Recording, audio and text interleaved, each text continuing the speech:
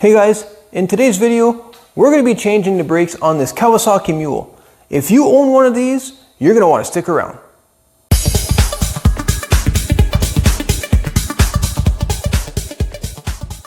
Okay, jumping right in, first things first, we're going to remove the wheel. These are 17 mil nuts.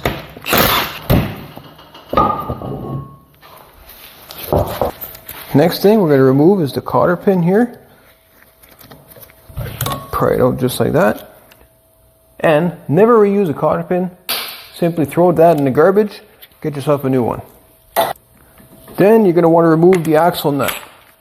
Now in the manual there is a holder. I'm going to have all the parts or the tools in the description box in case you ever wanted to purchase them from your Kawasaki dealer.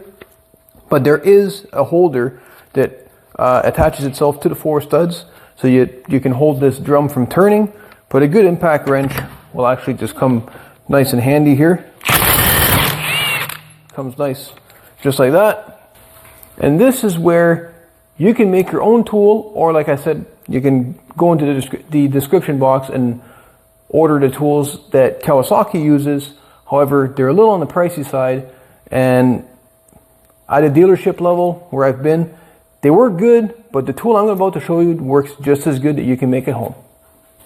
So what I've made here is a 2-jaw puller. It extends in and out. It's just using, standard half-inch round bar. I used a couple of nuts to attach everything. I've got, a threaded rod. I decided to use fine thread this time. I made a few of these over the years. And these rods can come out and be reversed, so if you wanted to have the little ears on the inside versus the outside.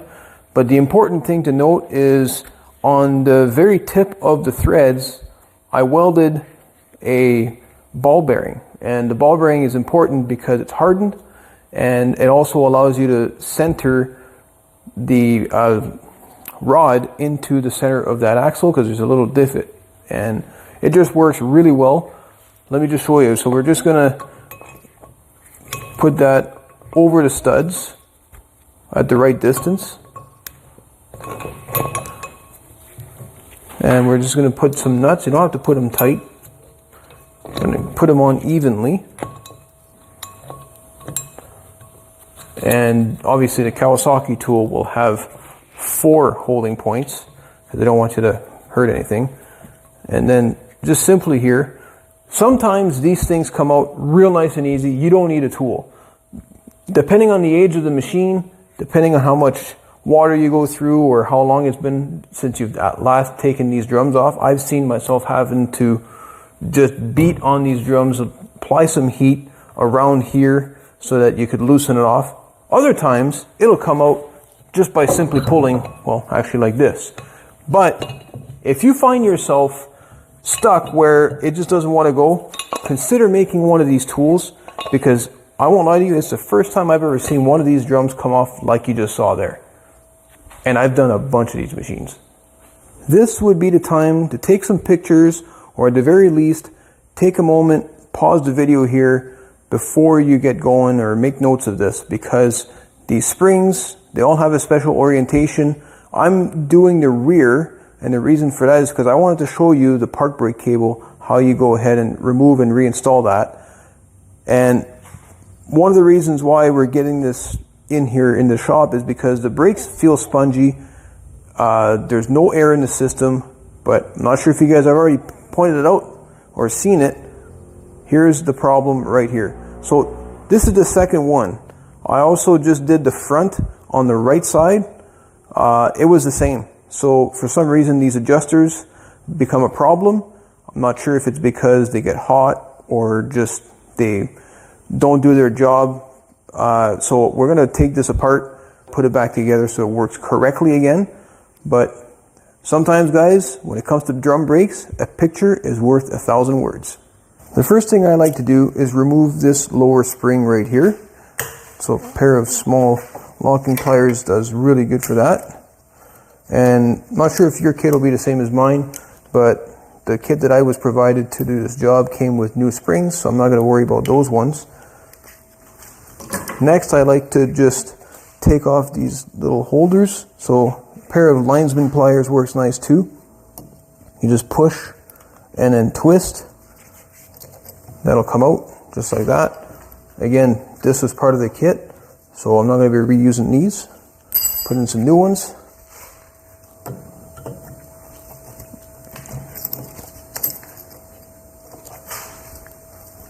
Then this whole assembly should come right out. And you want to be careful not to push too hard on this piston here, or this cylinder, because it will pop out and then you'll have to bleed the whole system. Now this is where it can get really fun, and that's this brake cable here. So there is a trick to that as well. I like to use a pair of side cutters, and that'll get right between the spring. You can pull the spring back, and that'll allow you to slide it out from between that holder. Then we take this whole assembly as it is to the bench so we can put on the new shoes. Now from here, because this self-adjuster is kind of all messed up, it's actually going to be pretty easy to replace or remove these shoes. So you would just have to take the springs out just like this here. I'm doing it upside down in your respect, but it doesn't really matter how you assemble it. This spring I'm going to reuse because it doesn't come part of the kit, so that one gets put aside. But this is your self-adjuster, and just with some pressure, and as the shoes wear, you can see the teeth here. It's supposed to be lined up with the other teeth, and as they wear, it just migrates towards one end or the other to take up the slack, so you get that same pedal feel throughout the life of the brakes. We're going to put in our new shoes on that whole assembly. So I like to put the shoes in the same orientation as the old ones. One more thing we have to remove is this bracket over here, and there's a little E-clip right here, and a small screwdriver works nice for that. Don't lose that little clip because you will need it. Put that aside, pop that out. So these shoes are done. Now this will go onto the new shoes. A little bit of a tight fit since they are in fact new. Just like that, and don't forget to reinstall your little clip. Alright, that's on. Now for the self-adjuster, we're going to put the self-adjuster onto this shoe first. Reinstall the spring.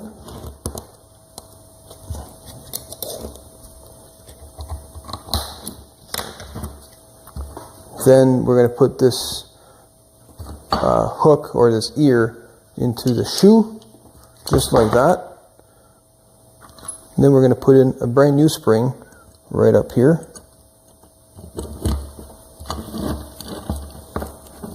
And this is much easier when you adjust or remove the tension to the lowest. Normally it's pushed in this way. That releases the pressure.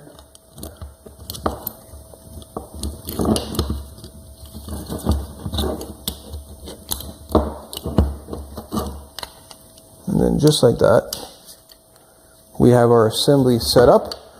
Now we can go put this back onto the UTV and continue doing the installation.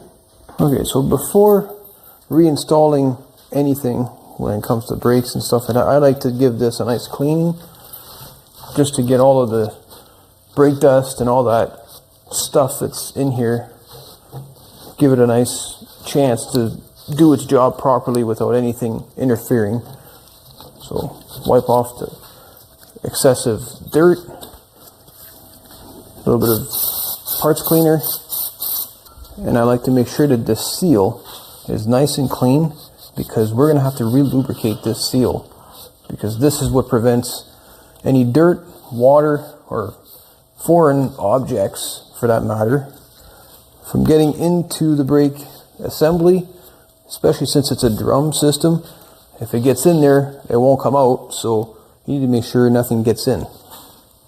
So now that that's all clean, reassembly is essentially the reverse of disassembly. So we're going to take those side cutters again, use them to get that spring opened up, slide the park brake cable into its groove. Alright, just like that. A little bit of muscle to get that on. Then we're going to put our top part of the shoe onto the cylinder. Again, making sure that we don't push the cylinder out on one side or the other and end up having to re-bleed everything. Line up the bottom of the shoe with the stop.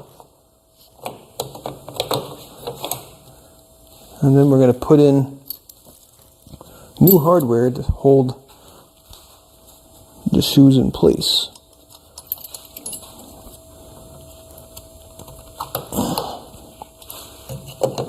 Okay. And the other side.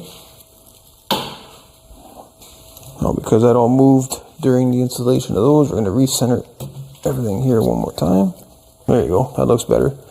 Now, we need to make sure that the adjuster is at its lowest setting so that we can reinstall the drum. And usually, right here, pushing on that particular piece that we were just straightening out with your pliers. Nice light tap all the way in. That's going to push those adjusters in, and then the spring will help you out there.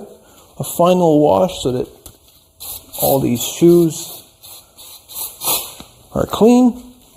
So now it's time to lubricate this seal. Kawasaki recommends a NLGI lithium grease number 2. So NLGI number 2. So this is what this is. So we're just going to give it a nice coating all the way around. And try not to get it all over the brake like I just did, because now you have to clean it up one more time.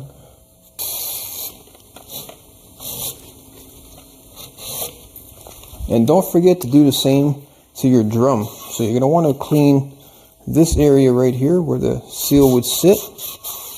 Go all the way around. And a little bit more grease. Oh, and I almost forgot. Can't forget the bottom spring here. So we're going to clip this here. Just like that. Nice and tight. Alright, that's all nicely greased up. Time for reassembly. If it's all centered, it should slide right over. If it's not, you might have to reposition a couple of things. Ah, there we go. Okay guys, if for some reason it doesn't want to go, make sure that your adjuster has been completely released and the shoes are all the way in. Now we can go ahead and reinstall the axle nut. So the torque for the front axle nut versus the rear, according to Kawasaki, is different. The front axle nut torque is 108 foot-pounds. The rear is 224. Okay, so this is where that holder Kawasaki has made comes in really handy, because 224 foot-pounds when everything is rotating is not easy to do. Got it. Or it just means I got to hit the gym more often. And don't forget your brand new cotter pin. Alright guys, and that's going to do it for today's video. Hopefully you guys really enjoyed it. If you did, don't forget to give me a thumbs up. Consider subscribing if you haven't already. Especially if this particular video helped you out a lot. It goes a long way for me. And with that said guys, thank you very much. I'm out. See you guys in the next video. Thanks for watching. Hey guys, welcome back. Today we're going to be doing the brakes on this Kawasaki Mule, and I hope you guys enjoy this because I've already got started and it's quite a bit of fun. That sounds pretty dumb.